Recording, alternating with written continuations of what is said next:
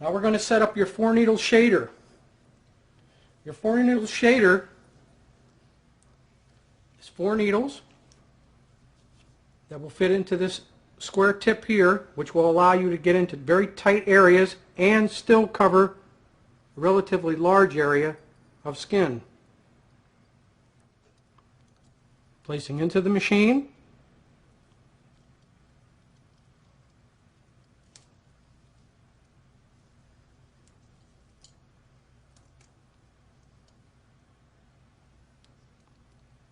Onto the armature bar, snug, no play. Placing the rubber bands evenly. Okay, we have our needle bar into the tube. Now it's very important to make sure that you don't have too much needle sticking out the end of the tube tip itself, because if it does, it will hang up in the skin and cause skin damage. If you look very closely, there's a tiny, tiny bit of needle sticking out the end of the tube tip itself.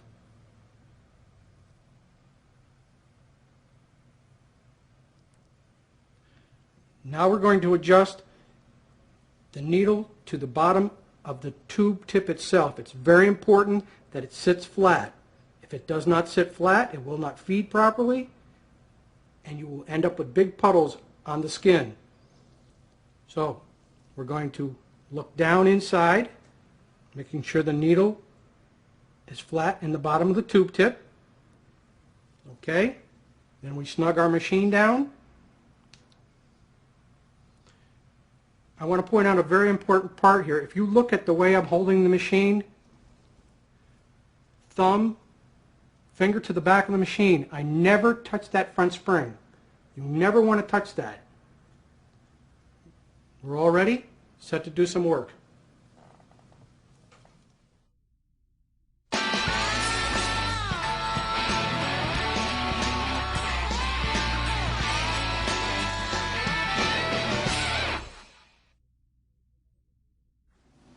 Okay, first I'm going to shave your leg and prep it, and then I'm going to put the Hibiclens on, which will actually absorb the stencil print I'm going to place onto you first. So let me grab you here. We're going to clean you down with some tincture green soap, and make sure you use a new razor at all times. Dispose it. Very important to take off all the hair so it doesn't cause a problem when you're tattooing. It also affects the healing process if there's hair in the tattooed area. After the shaving, you want to go through and check to make sure that you got all the hair off. And if you look over here on this left, I did miss a little spot, so it's very important to make sure that you get that. We're going to clean the skin area with a little bit of Hibiclens. Works very well, absorbs the dye off the printout very well. Gets a little bit on the tacky side, which that's what you really want, to absorb that dye. Now I'm going to put the print on by using a piece of acetate, which will help to get it on nice and straight and to get it on evenly. When you place it, position it exactly where you want it. Put it down. Press up on the design evenly to the top, then bend it.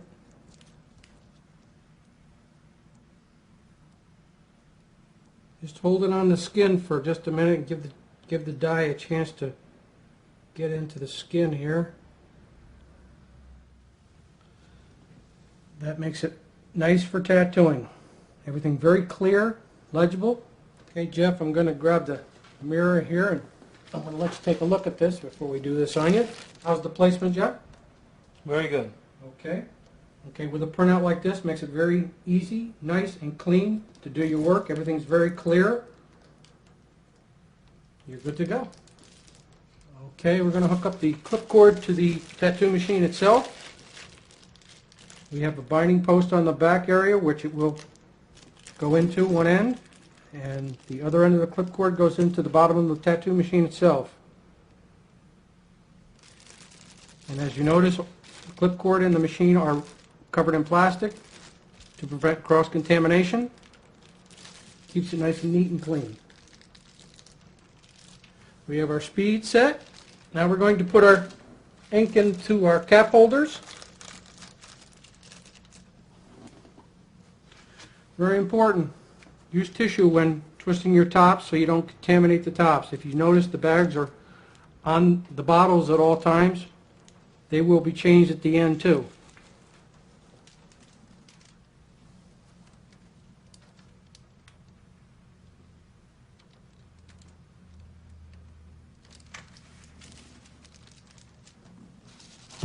You can fill a few caps in your cap holder for using black, because black does not separate like regular colors do, because there's a different chemical mix for the inks themselves when you're dealing with color versus black.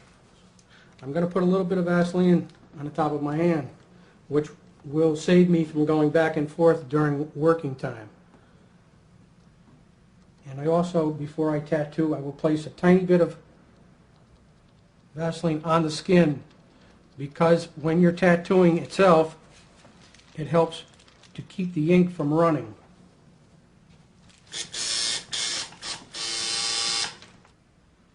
When you're starting an outline, you want to pick 2 points, A to B, always working from one point to another.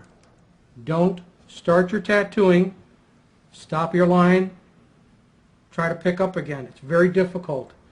You will get a small dot in a line a lot of times if you try to do that. Also, when you're starting your tattooing, if you look at the position of my hand, the fingers are resting on the skin, which enables me to run very smoothly. Like a pen, it rests in that corner and will allow me to run a stable line. Okay, we're going to start working on you here now. We're going to start right at this point here. We're going to run straight down to the bottom. Nice and slow and steady. Not too fast, because running a fast line only means you got to go back and touch it up. And trying to touch up doesn't work. Steady, slow, nice, hard black line.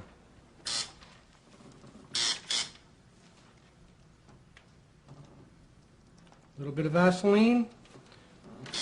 You notice I'm not getting big puddles on the skin. Why?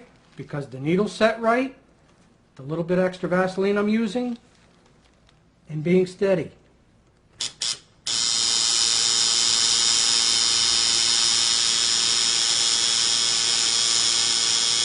You'll notice as I'm running that line, we're not getting big puddles. A lot of people tend to worry about smearing the actual print that you've put on, but if you're very light, if you'll notice the way I touch it, I'm not actually rubbing on it, I'm dabbing it, which is important.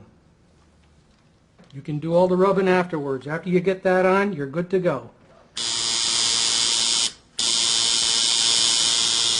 If you take that Vaseline when you're working, and you do this with it, you see that gob? When you run a line through that, the ink will never penetrate into the skin tissue. You'll look and wipe it off, and you'll have a gray scratch mark. Very important. If you're going to go with the Vaseline, very, very little. Also, you can grease your fingers just a little bit, which does help you to slide along the skin tissue better.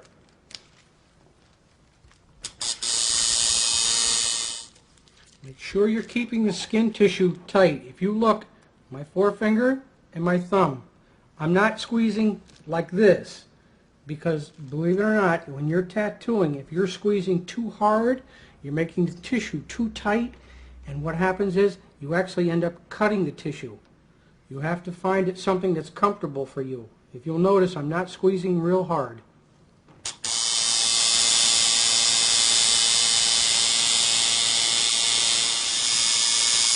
Sometimes during the tattoo process, if your customer hasn't prepared himself physically, and mentally for a tattoo, they sometimes become lightheaded.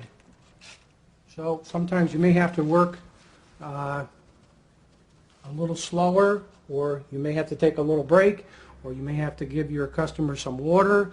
I prefer personally to work with a fan in my studio to keep your customer cool at all times. And I also have candy on hand in case your customers get a little lightheaded, because it helps the blood sugar level come back up. If you'll notice, I started my design at the bottom, and the reason for that is if I was to start it at the top, by the time I got to the bottom, my design would be distorted and I would not be able to read it very well.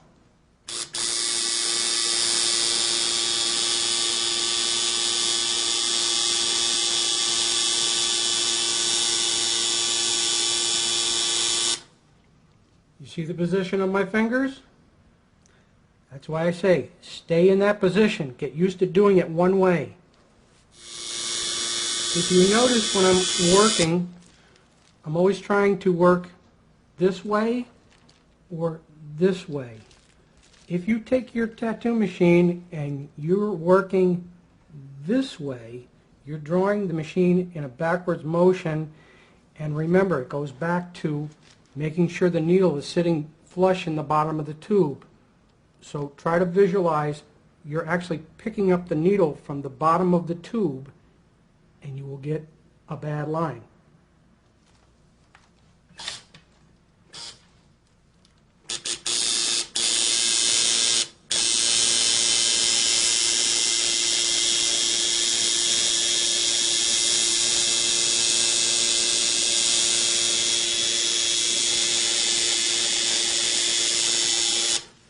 If you'll notice on the line I just put on, the machine was actually angled a little bit to the side, but I did go very slow with it. If you have to get in a position where you have to do a line such as that, you have to go slower, because if you go quickly with the line, it will pick that needle up. When I spoke to you earlier about stopping in the middle of a line, if you have to do it and you've got to pick up on a line, you have to go back. When you start the line, you have to go back just a little bit from where you stopped, so you won't end up with a dot in the line. If you look, I stopped right here, so I can show you how to pick up on a line without being detected within your design. You have to start back. You actually have to start back on the line a little bit from where you left off, so you can work the line in here and then continue on and make your line.